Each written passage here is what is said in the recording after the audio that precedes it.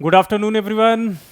तो हम लोग यूपी पीसीएस का बैच शुरू कर रहे हैं जिसमें हम लोग मॉडर्न हिस्ट्री पे बात करने वाले थे, जैसा कि आप लोगों ने इंट्रो लेक्चर में देखा होगा। तो कर्तव्य आईएएस के प्लेटफॉर्म पर आप सभी का स्वागत है। तो हम लोग यूपी पीसीएस शुरू करने वाले हैं और उसमें हम लोग मॉडर्न हिस्ट्री शुरू करने वाले हैं। फिलहाल अभी मॉडर्न हिस्ट्री शुरू होगा।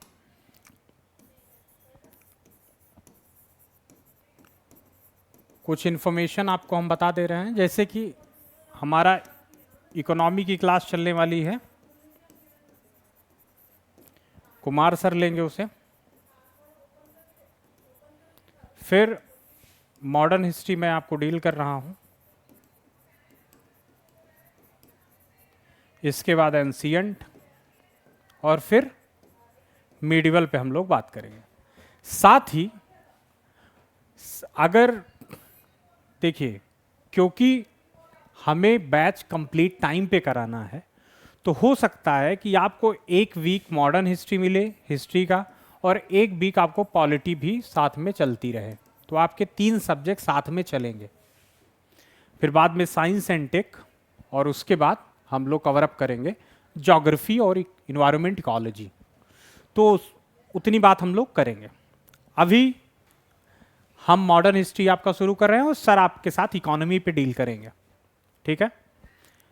अब देखिए, इसके साथ ही यूपी आने वाले 15 से 20 दिनों में आपको यूपी पीसीएस से रिलेटेड कुछ और क्लासेस प्राप्त होंगी हमारे यूट्यूब चैनल पर और हमारे ऐप पर।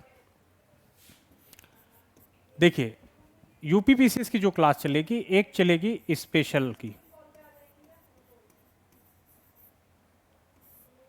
स्पेशल के साथ ही हम लोग करंट डील करेंगे।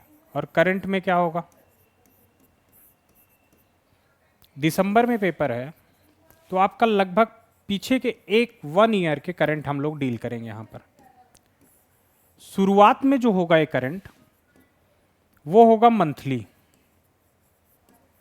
वो होगा मंथली।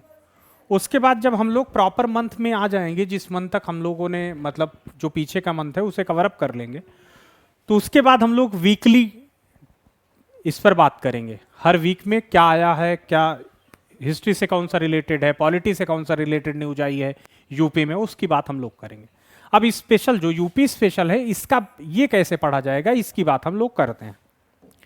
तो जो यूपी स्पेशल है, जो स्टैटिक है यूपी के, जिसमें जो फैक्ट्स हैं, जैसे आप समझिए कि जब आप लोग प्राचीन भारत पढ़ेंगे, प्राचीन भारत पढ़ रहे हैं, तब हम लोग पहला खंड पढ़ते हैं पाषाण काल का। पहला खंड पढ़ते हैं किसका, पाषाण काल का। जब पाषाण काल पढ़ते हैं तो इसे हम 3 भाग में वर्गीकृत करते हैं। पहला भाग जो है इसका, वो है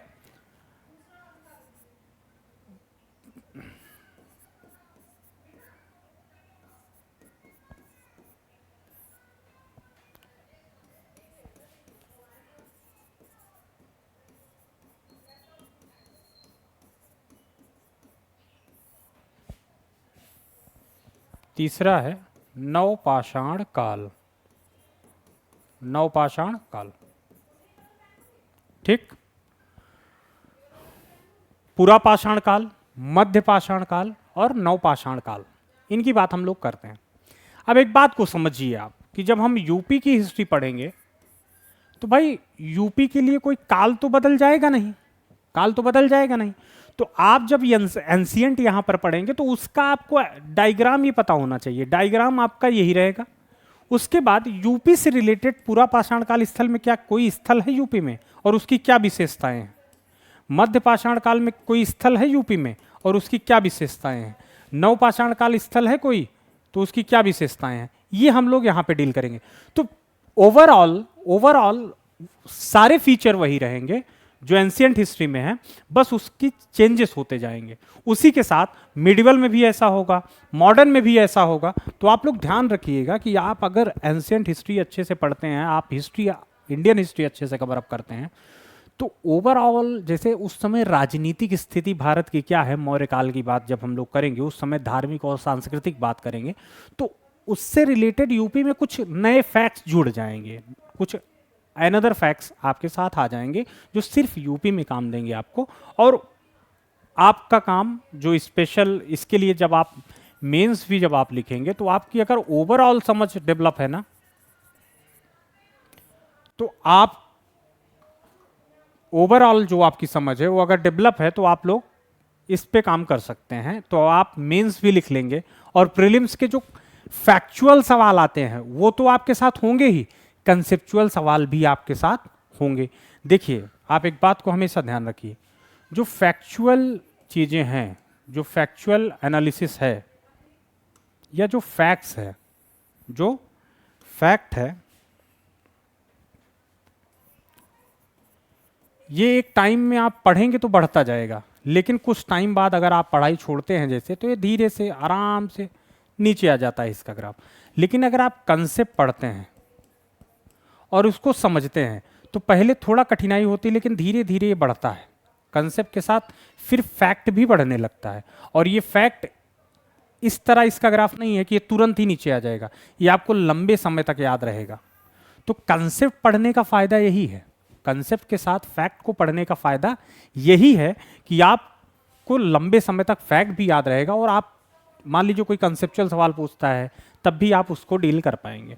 तो आज हम लोग शुरू करने वाले हैं मॉडर्न हिस्ट्री, और मॉडर्न हिस्ट्री पे हम लोग बात करने चल रहे हैं। मॉडर्न हिस्ट्री, आधुनिक भारत का इतिहास। आधुनिक भारत का इतिहास। एक मिनट रुकिएगा।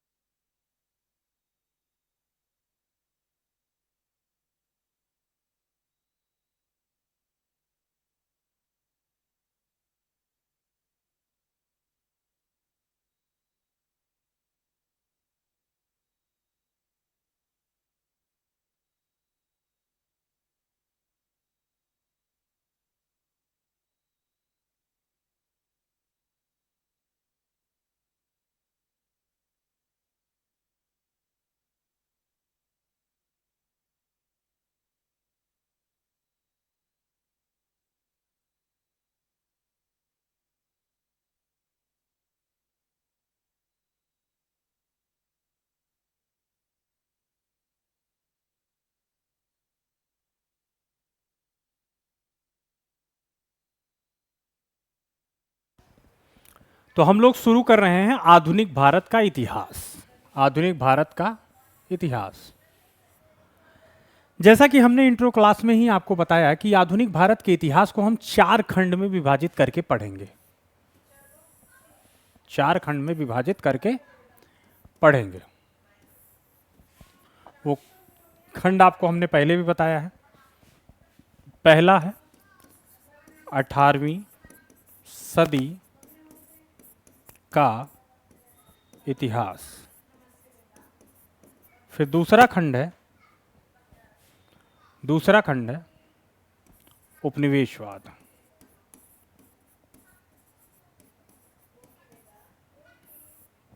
तीसरा खंड है राष्ट्रवाद। चौथा खंड है आजादी के बाद भारत। इन सब की बात हम लोग करेंगे। अब जो 18वीं सदी का इतिहास है इसे हम 2 खंड में डिवाइड कर पढ़ेंगे। 18वीं सदी का पूर्वार्ध और 18वीं सदी का उत्तरार्ध।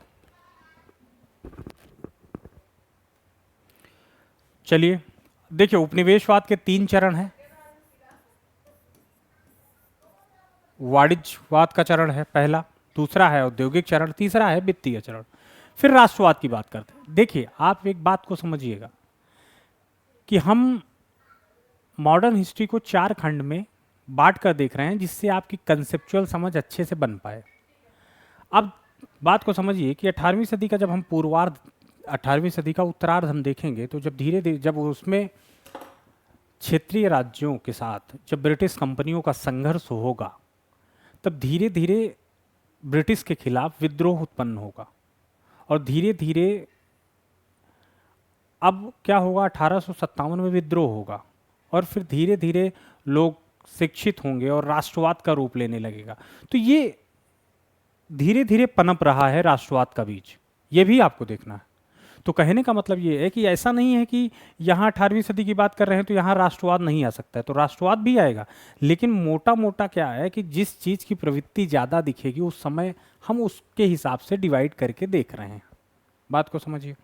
फिर हम 4 खंड में डिवाइड करके जब आपको देखेंगे तो आपकी समझ और व्यापक एक अवधारणा विकसित हो पाएगी आपके साथ।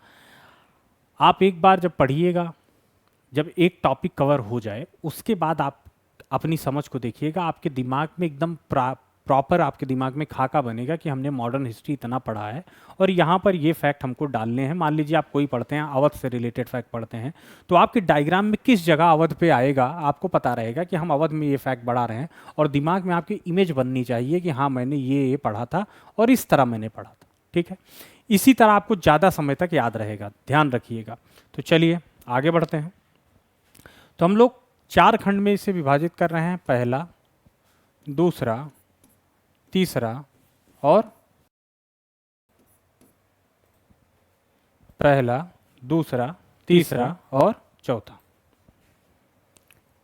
चलिए, जो हमारा पार्ट 1 है, पार्ट फर्स्ट, इसकी बात हम लोग करेंगे। पार्ट फर्स्ट में क्या है, 18वीं सदी का इतिहास। 18वीं सदी का इतिहास, इसे हम लोग 2 खंड में विभाजित करके देख रहे हैं। 18वीं सदी का पूर्वार्ध, 18वीं सदी का पूर्वार्ध, इट मीन्स 1701 से 49। 18वीं सदी मतलब 1701 से 1799 तक की बात हम लोग करते हैं। तो उसी तरह 18वीं सदी का उत्तरार्ध हो जाएगा, 18वीं सदी का उत्तरार्ध। ठीक, यहां तक बात क्लियर है। अब हम पहला टॉपिक 18वीं सदी का पूर्वार्ध पढ़ेंगे। अब इस टॉपिक को हम खोलने चल रहे हैं कि इसमें कौन कौन सा टॉपिक आएगा। ये फर्स्ट है और ये सेकंड। हमने 4 पार्ट बनाया, 4 पार्ट में पहला पार्ट हम खोल रहे हैं और पहले पार्ट का पहला टॉपिक हम डील करने चल रहे हैं। ठीक है, चलिए आगे बढ़ते हैं। 18वीं सदी का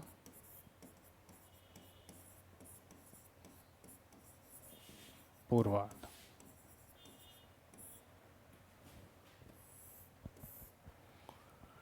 इसमें जो हम डील करेंगे वो टॉपिक आप देखिए। पहला है मुगल साम्राज्य का पतन। फिर दूसरा टॉपिक बनेगा साम्राज्य के पतन के पश्चात क्षेत्रीय राज्य, भारतीय उपमहाद्वीप में क्षेत्रीय राज्य आ गए। फिर इन क्षेत्रीय राज्यों को हम 3 कैटेगरी में डिवाइड कर रहे हैं, 3 कैटेगरी में डिवाइड कर रहे हैं। अब कैसे, मान लीजिए भारतीय उपमहाद्वीप है, जब मुगल साम्राज्य का पतन हुआ तो कई सारे राज्य उस समय हमें दिख रहे हैं। अब उन राज्यों के कैरेक्टरिस्टिक्स के बेसिस पर, उन राज्यों की प्रवृत्तियों के आधार पर, उन राज्यों के गुणों के आधार पर उनको हम 3 तरह से वर्गीकृत करके देख रहे हैं जो इंपॉर्टेंट राज्य हैं। ठीक है, पहला है उत्तराधिकारी राज्य। अब इसे उत्तराधिकारी क्यों कहा गया, क्योंकि ये मुगल साम्राज्य के जो अधिकारी थे, जो मुगल साम्राज्य के अंतर्गत कार्यरत जो अधिकारी थे, उनके द्वारा ये राज्य स्थापित किए गए। ठीक है, फिर दूसरा है विद्रोह के माध्यम से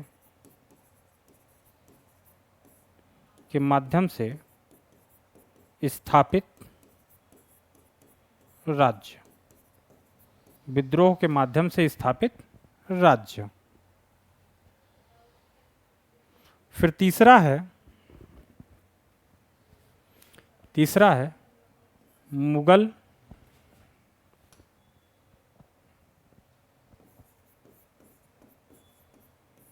साम्राज्य की परिधि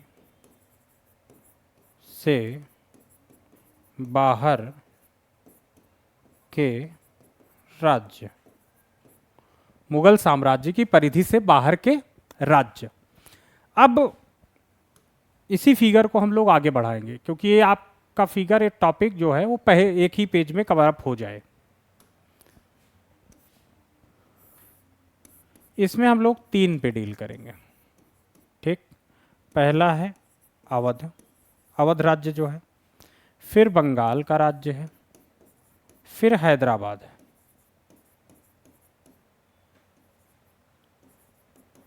हैदराबाद से ही एक स्वतंत्र हो जाएगा राज्य, उसे हम कहेंगे कर्नाटक, सदातुल्ला खां के अंतर्गत वो स्वतंत्र होगा। अब विद्रोही राज्य में हम 3 बनाएंगे। पहला है सिख, जाट, मराठा, ये 3 राज्य होंगे।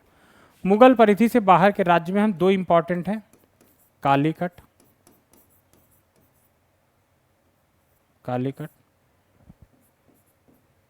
और त्रावणकोर। कालीकट और त्रावणकोर, ये हम लोग इतने राज्य पढ़ेंगे जिससे हम उस समय के भारतीय राजनीति के परिप्रेक्ष्य को समझ पाएंगे। अब एक बात को आप समझिए कि यहाँ पर हम लोग आधुनिक भारत के इतिहास की जब हम लोग बात करते हैं तो यहाँ पर हम प्रायः हर किताब में यूरोपीय कंपनियों के आगमन से शुरू कर लेते हैं। लेकिन जब यूरोपीय कंपनी आई तो उनकी जो सफलता प्राप्त हुई तो उस समय के भारतीय राजनीति के परिदृश्य को समझना आवश्यक है। तो उस समय भारत की राजनीति में क्या हो रहा है, उस समय भारत का राजनीतिक एकता है, या जो मुगल साम्राज्य का जो पतन हो रहा है, उस समय भारत का राजनीतिक परिदृश्य क्या है जिस वजह से कंपनी सफल हो पाई, उन कारणों को पे बात करेंगे। जब हम 18वीं सदी के उत्तरार्ध की बात करेंगे आगे चल के यहाँ पर, तब हम देखेंगे कि उस समय ब्रिटिश कंपनी या यूरोपीय कंपनियां जो आ रही हैं तो यूरोप से क्यों आ रही हैं भाई, भारत में ही क्यों आ रही हैं, या अन्य महाद्वीपों में क्यों जा रहे हैं। उस समय यूरोप में क्या हुआ जो सबको जाना पड़ा, हर जगह जा रही हैं वो अपना व्यापार करने के लिए। तो उस समय यूरोप में क्या हुआ था, यूरोप में कौन से परिवर्तन हुए थे, क्यों उस समय कंपनियां आई। तो इन कारणों को समझेंगे, उसके बाद आपकी समझ एक व्यापक स्तर पर पहुंच पाएगी कि वर्ल्ड हिस्ट्री में जो चेंजेस हो रहे हैं वो इंडियन हिस्ट्री में भी दिख रहे हैं। बात को समझिएगा। तो चलिए आप लोग देखते हैं, हम लोग अपना टॉपिक यहाँ पर हमारा ये पहला टॉपिक बना है और इसी पे हम लोग डील करेंगे। तो देखिए, मुगल साम्राज्य का पतन और क्षेत्रीय राज्य, ये जो राज्य स्थापित हो रहे हैं, इन राज्यों के बहुत, जैसे मराठा है, तो मराठा वगैरह पे हम लोग बात करेंगे मिडिवल में। वहाँ पर शिवाजी जब इसको स्थापित करेंगे और फिर उसके बाद पेशवा के अंतर्गत या एक साम्राज्य बनेगा और फिर बालाजी बाजीराव के अंतर्गत एक परिसंघ बनेगा। उसमें इन होलकर, सिंधिया, इनका जो परिसंघ बनेगा उसके अन्य घटक ये सब होंगे। फिर उसके बाद मराठा साम्राज्य का पतन कैसे होगा, ये सब पूरी बात, शुरुआत की जो बातें हैं, जो उसका डिटेल्ड एनालिसिस है कि मराठा साम्राज्य कैसे उदित हुआ, क्या कारण रहे उसके पीछे। फिर उसके बाद मराठा साम्राज्य का विस्तार कैसे रहा, उसकी प्रशासनिक व्यवस्था कैसी रही, उसकी राजनीतिक संरचना कैसी थी, ये सब समझने के लिए हमें मिडिवल हिस्ट्री में ही जाना पड़ेगा। वहाँ पर हम लोग इस पे डील करेंगे। मराठा साम्राज्य, विजयनगर, इन सब की बात हम लोग करेंगे। वहाँ से मैसूर आएगा, जब आप लोग बात करेंगे तब वहाँ पर आप देखेंगे जब टीपू सुल्तान को तीसरी संधि के पश्चात, थर्ड आंग्लो मराठा वार के पश्चात, टीपू सुल्तान जब चौथे वार में टीपू सुल्तान वीरगति को प्राप्त हो जाएगा, तब उसके बाद वहाँ पर एक शासक को लाके वो लोग बिठाएंगे और मैसूर का राज्य उसे देंगे। तो कहने का मतलब ये है कि ये जो भी है, जो डिटेल्ड एनालिसिस है, वो मिडिवल में होगा। यहाँ पर हम लोग थोड़ी थोड़ी बात करेंगे जिससे आप मान लीजिए, मैं ऐसा मानता हूँ कि आपने मिडिवल हिस्ट्री नहीं पढ़ा है, हम लोग बेसिक से कवर कर रहे हैं, तब आपको मिडिवल हिस्ट्री की थोड़ी थोड़ी समझ यहाँ पे होगी, लेकिन जब हम लोग मिडिवल हिस्ट्री करेंगे तो आपकी एक व्यापक समझ विकसित हो पाएगी। यहाँ पर हम इस वजह से थोड़ा मिडिवल का पार्ट ले रहे हैं क्योंकि आप ये समझ पाएं कि उस समय भारत की राजनीति कैसी थी। यहाँ तक बात क्लियर है? आगे बढ़ा जाए तो देखिए, मुगल साम्राज्य का पतन हो रहा है। जब हम पतन के कारणों की पड़ताल करते हैं तो हमें पता चलता है कि एक ग्रुप ऑफ हिस्टोरियन है या कुछ विद्वान ऐसा मानते हैं कि उस समय देखिए मुगल साम्राज्य जो था बहुत बृहद साम्राज्य था, और लेकिन औरंगजेब की मृत्यु के पश्चात कोई अच्छा शासक नहीं मिला, कोई अच्छा कमांडर नहीं मिला जो साम्राज्य की सत्ता को अच्छे से स्थापित कर पाए। इस वजह से मुगल साम्राज्य का पतन हो गया। तो हाँ भाई ठीक है, योग्य शासक नहीं आया, इस वजह से साम्राज्य का पतन हो गया। लेकिन फिर उसके बाद कुछ विद्वानों ने कहा कि देखिए, सिर्फ एक व्यक्ति के कारण आप साम्राज्य का पतन घोषित करते हैं, ये ठीक नहीं लगता है, क्योंकि सिर्फ एक व्यक्ति ही जिम्मेदार है।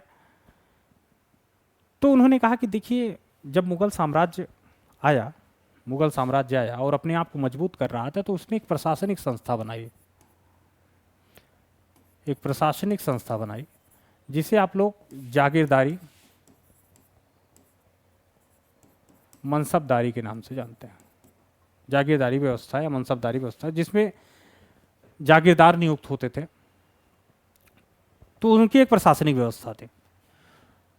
तो जो आगे के विद्वान आए उन्होंने कहा देखिए, सिर्फ एक व्यक्ति को पतन का कारण मान लेना उचित नहीं है। उस समय की जो संस्थाएं थी वो कमजोर हो रही थी। जागीरदारी, जब हम लोग वहाँ पर पढ़ेंगे मिडिवल हिस्ट्री में, तो पूरी मनसबदारी कैसे होती है, क्या होता है, जागीरदारी क्या होता है, इन सब पे, जात सवार रैंक क्या है, दू अस्पा सी अस्पा क्या है, इन सब पे बात करेंगे। लेकिन यहाँ पर हम लोग बात को समझिए कि देखिए, उस समय की जो प्रशासनिक व्यवस्था है उनकी, वो सही से काम नहीं कर रही थी। उसमें संकट आया जिसे वो जागीरदारी संकट का नाम देते हैं। तो उन्होंने कहा देखिए, उस समय की प्रशासनिक व्यवस्था का नहीं सुदृढ़ हो पाई या नहीं सही से काम कर पाई, इस वजह से साम्राज्य का पतन हो गया। फिर उसी क्रम में एक और विद्वान उन्होंने कहा कि देखिए, उस समय की एग्रीगेरियन जो उनकी सोसाइटी है, जो एग्रीगेरियन सिस्टम है उनका, जो कृषि की व्यवस्था है, वो भी ठीक नहीं थी, इस वजह से पतन हो गया। तो लोगों ने कहा चलो ठीक है भाई। एक ग्रुप ने कहा कि भाई देखिए, एक व्यक्ति ही जिम्मेदार है, और दूसरों ने कहा कि चलो भाई संस्था जिम्मेदार है। फिर एक ग्रुप आया और उसने कहा कि देखिए, आप पतन कह रहे हैं, देखिए आप पतन की बात करते हैं, तो एक चीज आपको ध्यान में रखना होगा कि मान लीजिए भारतीय उपमहाद्वीप है, ठीक है, मुगल साम्राज्य है, तो आप भारतीय उपमहाद्वीप को सिर्फ मुगल साम्राज्य से ही क्यों देख रहे हैं? उसी समय अन्य राज्य हैं जो फल फूल रहे हैं, और मुगल साम्राज्य जब पतन हुआ तो छोटे छोटे राज्य आ रहे हैं। तो आप मुगल साम्राज्य, मान लीजिए आपके बगल में कोई वृद्ध व्यक्ति मर गया और आपके बगल में किसी एक नौजवान की शादी हो रही है, तब आप आंसू बहाएंगे या शादी में जाएंगे? मतलब ये तो दुविधापूर्ण है। तो आप सिर्फ मुगल साम्राज्य के मरने पे आप इतना शोक मना रहे हैं और बगल में छोटे छोटे राज्य आ रहे हैं, बल्कि आप उस समय की आर्थिक जब आप देखेंगे तो उस समय भारत से समुद्री व्यापार बढ़ रहा है, भारत में समुद्री व्यापार बढ़ रहा है। फिर पूरे दुनिया का, वर्ल्ड का 24% जीडीपी भारत होल्ड करता है। पूरे दुनिया से सोने चांदी चक्कर काटकर भारत रूपी दलदल में समा जाते हैं, ऐसा कहा जा रहा है। और आप कह रहे हैं कि उस समय भारत, मुगल साम्राज्य का पतन हो रहा है, भारत का पतन हो रहा है, तो कैसे मान लिया जाए? भारत की आर्थिक उन्नति हो रही है, और एक बात आप समझिए कि जब हम राजनीति में देखते हैं तो हम ये मानते हैं कि जितना पावर जो है वो जितना डिसेंट्रलाइज हो उतना ही जनता के लिए अच्छा होता है। मतलब लोकल सेल्फ गवर्नमेंट, आप देखते हैं कि हम लोग पॉलिटी में जब बात करते हैं तो सेंटर में पावर होती है, फिर स्टेट में है, फिर उसके बाद लोकल सेल्फ गवर्नमेंट की बात, हम लोग पंचायती राज की बात करते हैं कि हम पावर को 3 स्तर में डिवाइड कर दिए। तो आप एक बात समझिए, जब कोई एक सेंट्रलाइज्ड साम्राज्य है, अगर डिसेंट्रलाइज व्यवस्था हो, छोटे छोटे राज्य हों, तो अपने जनता के प्रति वो ज्यादा उत्तरदायी होंगे। आप प्रधान को ज्यादा अच्छे से जानते हैं या सांसद को, फर्क आपको समझ में आ जाएगा। तो जो डिसेंट्रलाइज स्टेट है वो ज्यादा रिस्पॉन्सिबल होगा अपनी जनता के प्रति। तो उस समय राजनीति में भी देखें तो जनता के लिए तो ज्यादा वो फायदेमंद है। तो उस समय आप उस समय भारत का पतन क्यों मान रहे हैं? तो इस वजह से एक बात चलती है कि क्या यह आर्थिक संभावनाओं का काल था या क्या आर्थिक संभावनाओं का काल था या उन्नति का काल था? तो ये हमेशा डिबेट आज तक इतिहासकारों में चलती रही कि क्या जो 18वीं सदी का पूर्वार्ध है वो आर्थिक उन्नति अथवा अवनति का काल था, या 18वीं सदी का जो पूर्वार्ध है क्या वो पतन का काल था। तो ये हमेशा डिबेट चलती रही है, लेकिन हमें इस डिबेट में नहीं पढ़ना है। हमें जो सवाल आएंगे प्री के या मेंस के, हमें उनसे डील करना है। तो मुगल साम्राज्य का पतन हम लोग अच्छे से डील करेंगे, लिखवाएंगे भी मिडिवल हिस्ट्री में। यहाँ पर हमारी जो बात शुरू होगी मेन यहाँ से शुरू होगी, क्षेत्रीय राज्य से। तो मुगल साम्राज्य का पतन, हमने पतन पे बात किया। अब हम लोग उत्तराधिकारी राज्य की बात करने चल रहे हैं। उस समय भारत की राजनीतिक परिदृश्य को समझने जा रहे हैं जब ब्रिटिश कंपनी भारत में आने वाली है, जब यूरोपीय कंपनियां भारत में आने वाली हैं। ठीक है, यहां तक बात क्लियर है? देख लीजिए आप लोग।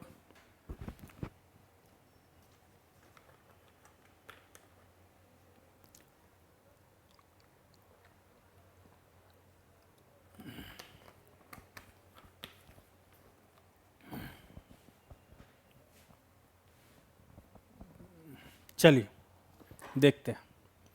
अब हम लोग पहला देखेंगे उत्तराधिकारी राज्य। जैसा कि मैंने आपको बताया कि उत्तराधिकारी ऐसे राज्य हैं जो मुगल साम्राज्य के अंतर्गत कार्यरत थे और उन्होंने उसकी स्थापना किया।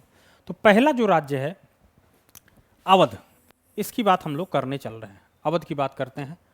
लिखिए अवध।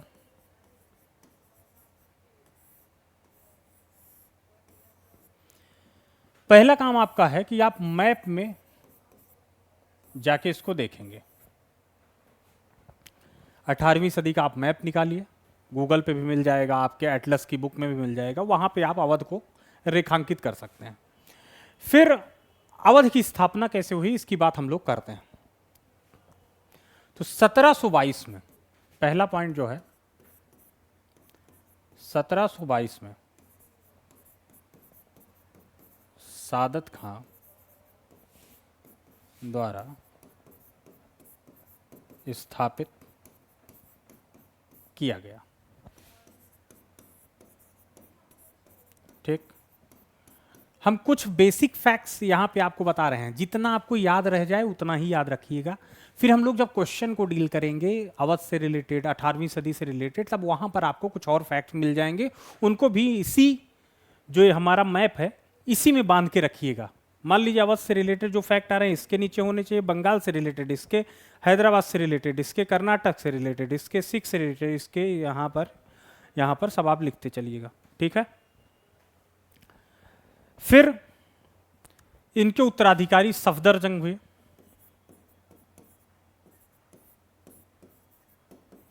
सफदरजंग भाई इन्होंने क्या किया? तो ये मुगल साम्राज्य के अंतर्गत, मुगल साम्राज्य के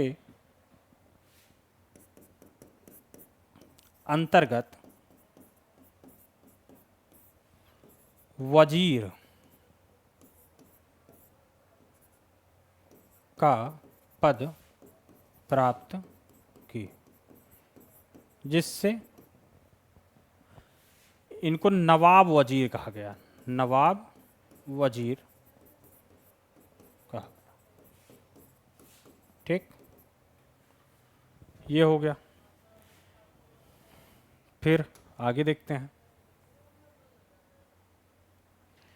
तीसरी बात हम जब करेंगे तो एक नाम है जो आपको याद होना चाहिए, शुजाउद्दौला।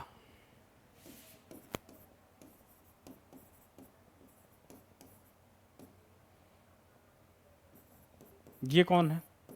इन्होंने बक्सर का जो युद्ध हुआ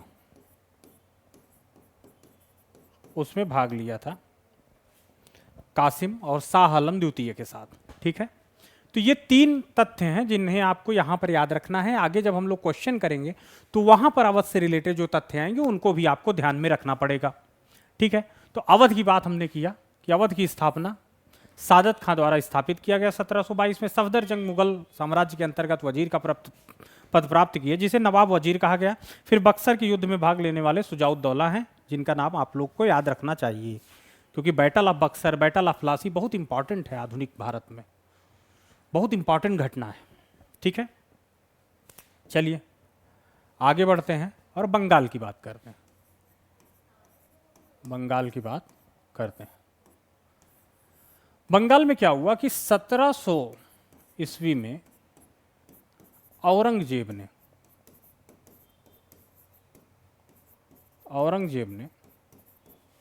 मुर्शीद कुली खां को सूबेदार नियुक्त किया, बंगाल का सूबेदार नियुक्त किया। फिर जब औरंगजेब की मृत्यु हो गई, तब मुर्शीद कुली खां ने क्या किया,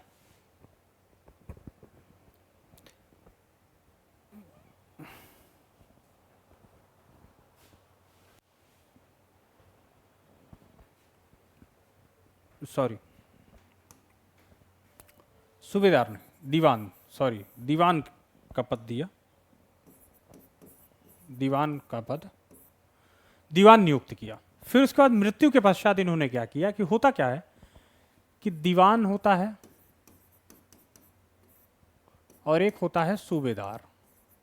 अगर इन दोनों के पद को मिला दिया जाए तो बनेगा नवाब।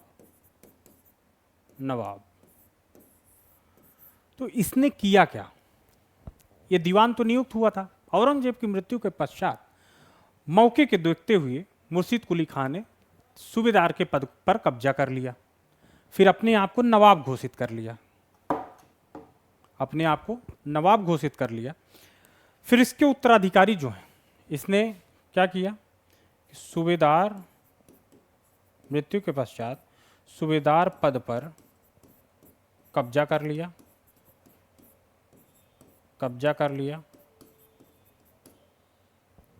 फिर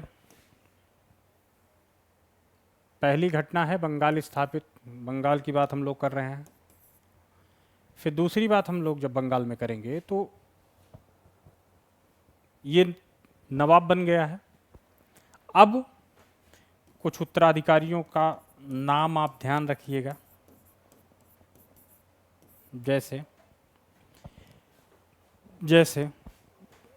सुजाउद्दीन,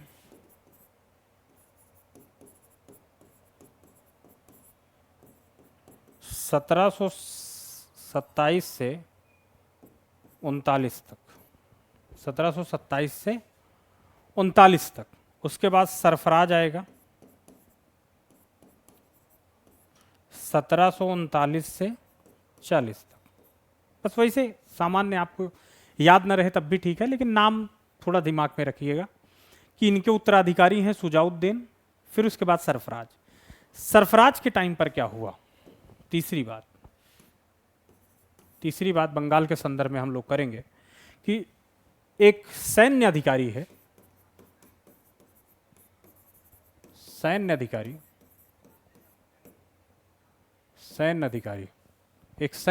है अली वर्दी खां।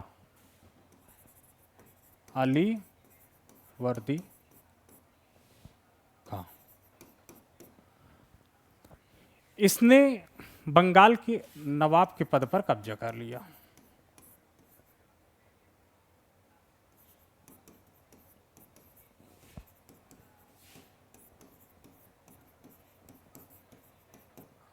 और फिर इसने किया क्या कि जो मुगल को राजस्व जाता था, मुगल को राजस्व देना बंद कर दिया। तो पहली बार मुगल को राजस्व किसने बंद किया बंगाल के संदर्भ में, तो अलीवर्दी खान ने। यहां से बंगाल स्थापित हो गया। ठीक है, आगे चलिए हम लोग बात करेंगे हैदराबाद की।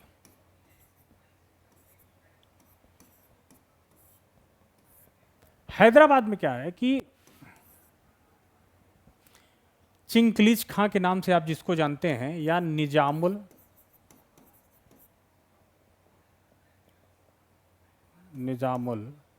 मुल्क आसफ जहाँ, निजामुल मुल्क आसफ जहाँ, ये एक व्यक्ति है, 1722 में मुगल वजीर बना और इसने कुछ प्रशासनिक सुधार भी किए, मुगल साम्राज्य के अंतर्गत सुझाए, लेकिन मुगल जो सम्राट है उसने अनुमति नहीं दी, जो सम्राट है उसकी मंजूरी नहीं मिली। सम्राट जो है उसकी सिफारिशों को नज़रअंदाज कर गया और उसके बाद इसका वजीर के पद से मन भर गया और इस 1724 में हैदराबाद को स्वतंत्र किया। 1724 में हैदराबाद की स्थापना की। तो ये हैदराबाद की कहानी है। आगे जब हम लोग युद्ध वगैरह होंगे तब वहाँ पर इस कहानी को आगे बढ़ाएंगे धीरे धीरे, ठीक है। अभी आप समझिए कि उस समय भारत की राजनीति की स्थिति क्या है, कि भारत में कैसे राज्य बन रहे हैं, ठीक है। फिर इसी हैदराबाद से ही निकलेगा कर्नाटक, किसके अधीन? सदातुल्ला खान, ठीक। ये आपको याद रहना चाहिए। अब दूसरा पॉइंट है, देखिए हम लोग विद्रोह के माध्यम से स्थापित राज्यों की बात करने चल रहे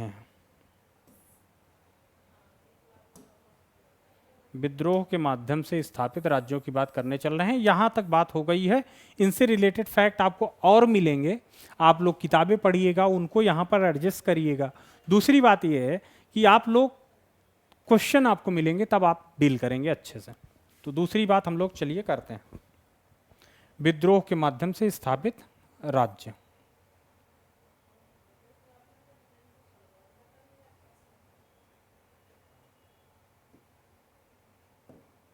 चले,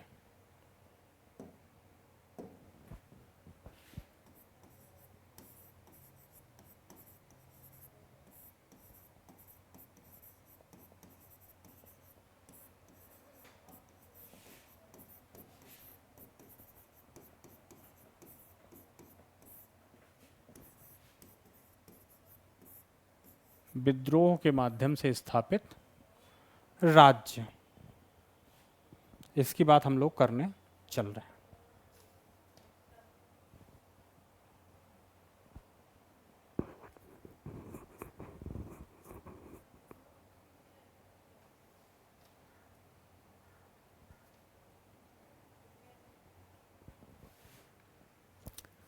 इसमें हम लोग पहला पढ़ेंगे, इसमें हमने 3 पे बात किया है, मराठा, सिख और जाट। चलिए मराठा पर चलते हैं।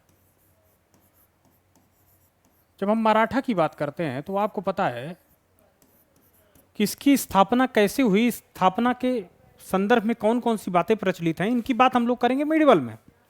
यहां पर हम शॉर्ट डेमो आपको दे रहे हैं कि देखिए 17वीं सदी में इसकी स्थापना शिवाजी के द्वारा की गई।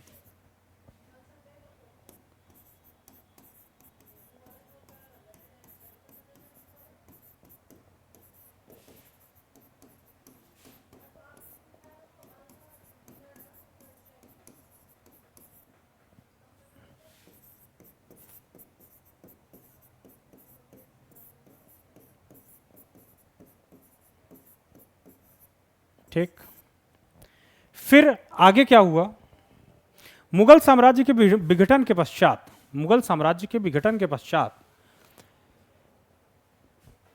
पेशवाओं के हाथ में धीरे धीरे सत्ता आई और पेशवाओं के अधीन मराठा जो राज्य था ये साम्राज्य का रूप लिया, साम्राज्य का रूप लिया। ठीक, यहां तक बात ठीक है। मराठा बड़ा होने लगा। फिर आगे चल के इस साम्राज्य में कमजोरी आएगी और पेशवाओं के अधीन, पेशवा का नाम है बालाजी बाजीराव, पेशवा बालाजी बाजीराव, पेशवा बालाजी बाजीराव के अधीन मराठा परिसंघ का गठन हुआ।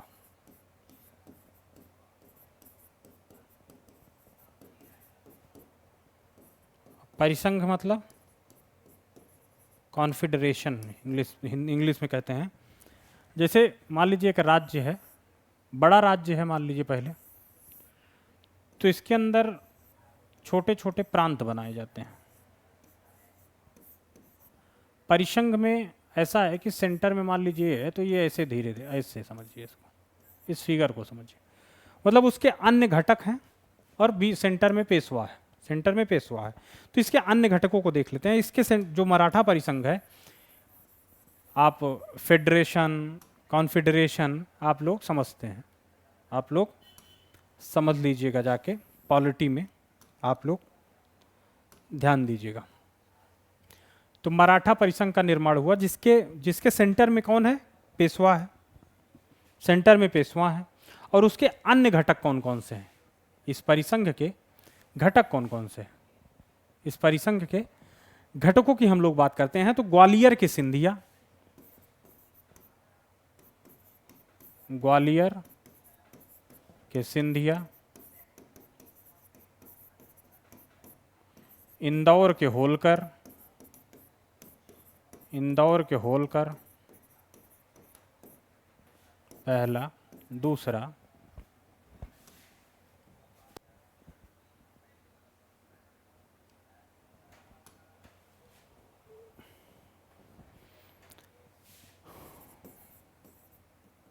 बड़ौदा के गायकवाड़, बड़ौदा के गायकवाड़। चौथा नागपुर के भोसले, नागपुर के भोसले। ये उसके घटक है, ये उसके घटक है। तो ये मिलकर आगे चल के जब लड़ाइयाँ होगी, जब मराठा के साथ संधि होगी, जैसे राजपुर घाट की संधि, सुरजी अर्जन गांव की संधि, तो आपको संधियों का मतलब समझ में आएगा कि मराठा के साथ हो रही है और मराठा के कौन से घटक के साथ कौन सी संधि हो रही है। तब आपको ज्यादा याद रहेगा। आप बात को समझिए कि मराठा धीरे धीरे मराठा परिसंघ बना, किसके अधीन, बालाजी बाजीराव के अधीन। अब परिसंघ में कई घटक हो गए हैं, वो सब मिल के मराठा साम्राज्य चला रहे हैं। और उनके साथ जब लड़ाइयाँ होगी, ब्रिटिश सेना जाएगी और इन सारे घटकों के साथ एक साथ लड़ाई करेगी और उसके बाद इनके साथ अलग अलग संधियां होंगी। सुरजी अर्जन गांव की संधि, राजपुर घाट की संधि, आपको याद रहेगा। समझिए बात को। तो ये मराठा साम्राज्य की बात हमने किया कि मराठा साम्राज्य जो था वो शिवाजी के अंतर्गत स्थापित हुआ।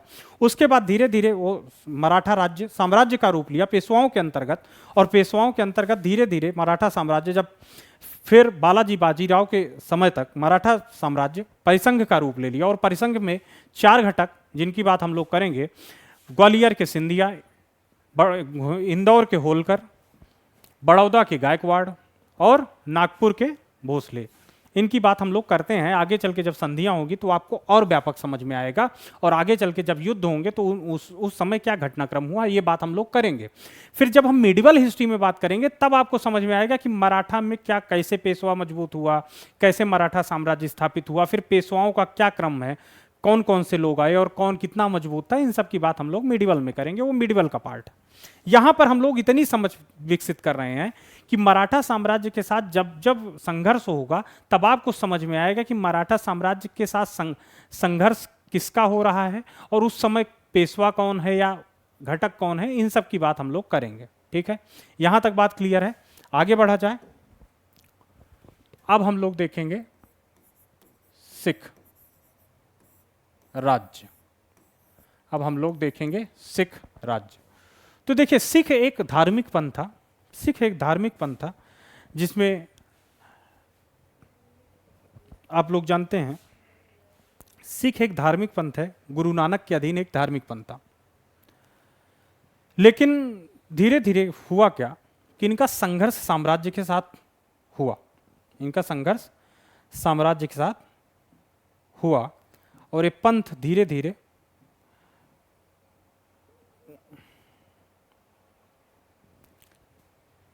धीरे धीरे इसमें एक रूप ग्रहण करने लगा और आगे चल के सिख राज्य का रूप ले लेगा। कैसे होगा, तो उसकी बात हम लोग करते हैं। देखिए, अब इसकी बात समझिएगा कि सिख जो है गुरु नानक के अधीन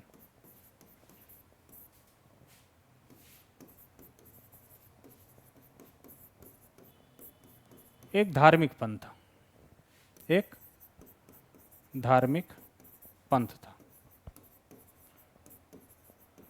लेकिन इसका संघर्ष उस समय भारत के राजनीतिक, जो भारत का जो साम्राज्य है उसके साथ होगा। तो गुरु, जो इसके पांचवें गुरु होंगे, जो इसके पांचवें गुरु होंगे,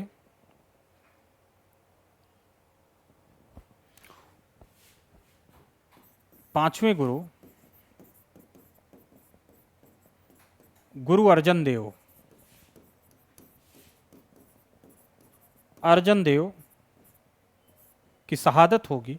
और उसके पश्चात उनके जो शिष्य हैं या उनके जो उत्तराधिकारी हैं, उनके जो उत्तराधिकारी हैं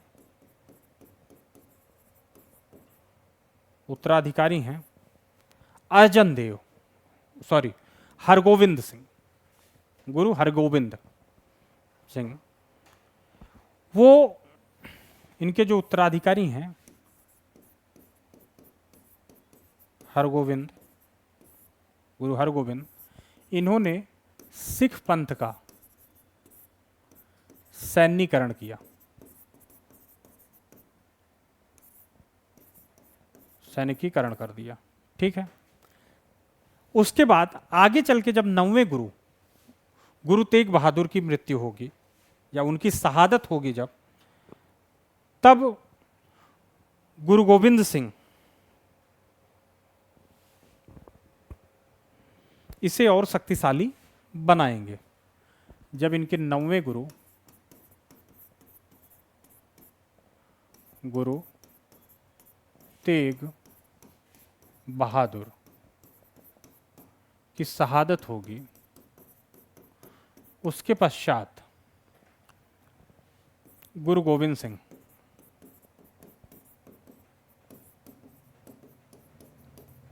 इस पंथ को और शक्तिशाली बनाएंगे।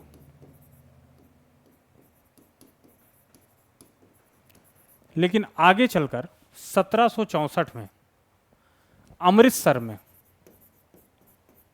आगे चल के 1764 में अमृतसर में सिख पंथ की स्थापना होगी। सिख पंथ की स्थापना होगी या सिख राज्य की स्थापना होगी।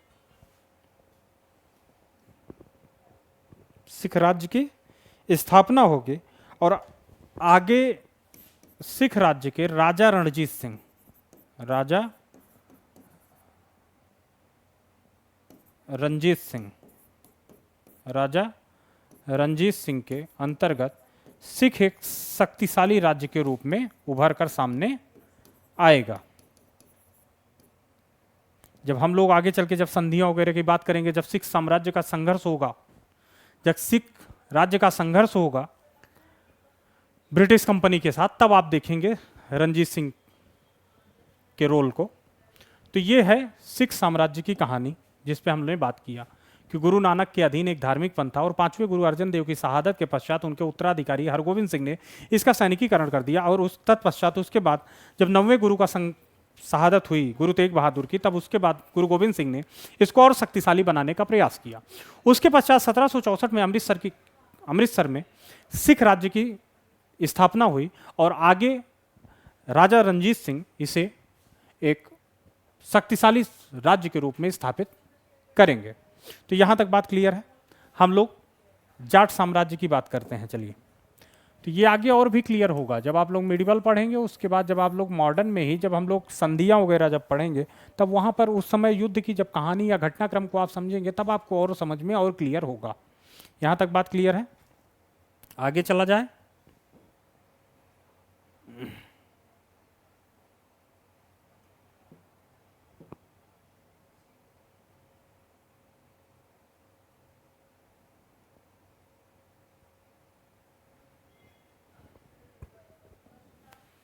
चलिए देखते हैं।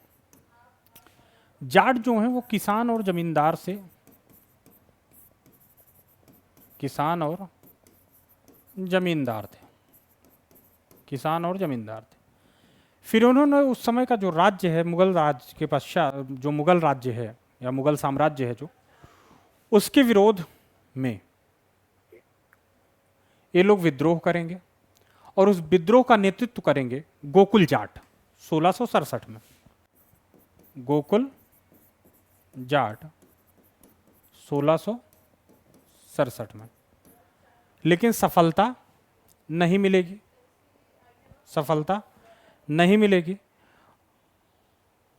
उसके बाद 1685 में एक विद्रोह होगा राजा राम जाट के अधीन 1685 में, लेकिन इनको अपेक्षित सफलता नहीं मिलेगी। फिर 18वीं सदी के पूर्वार्ध में 18वीं सदी के पूर्वार्ध में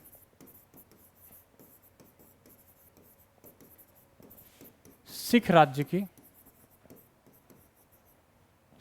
की स्थापना होगी।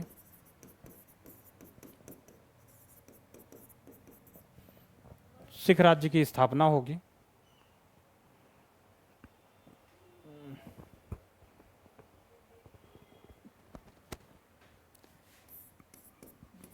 चूरामन जाट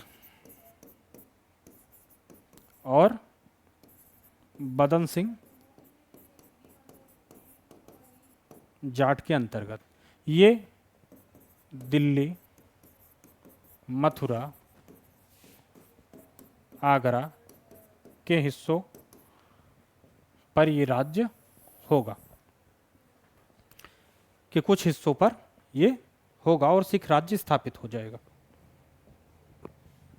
इसके आसपास के भी कुछ क्षेत्र होंगे। तो हमने जाट की बात हम कर रहे हैं। तो जाट जो है वो किसान और जमींदार वर्ग से थे और उन्होंने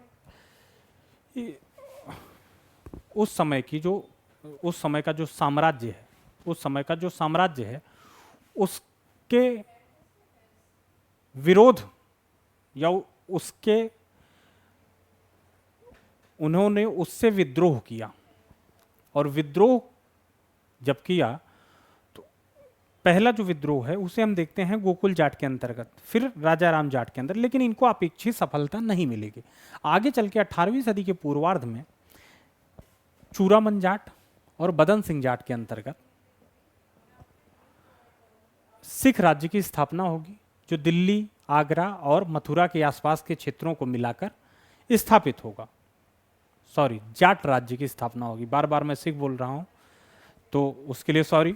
तो हम लोग जाट राज्य देख रहे हैं। जाट राज्य में हमने आपको बताया कि गोकुल और राजा राम को अपेक्षित सफलता नहीं मिलेगी। आगे चल के चूरामन जाट और बदन सिंह जाट के अंतर्गत सिख राज्य जाट राज्य की स्थापना होगी।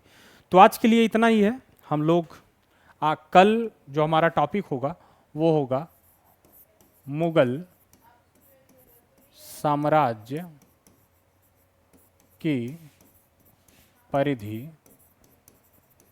से बाहर के राज्य। ये हमारा टॉपिक होगा जिसमें मैंने आपको नाम भी लिखवाया है। उसे आप लोग एक बार पढ़ के आइएगा और इससे रिलेटेड जो भी क्वेश्चन है उसको आप लोग बुक में देख के आइएगा। तो आज के लिए इतना ही। धन्यवाद। ध्यान रखिए और अच्छे से पढ़िए आप लोग।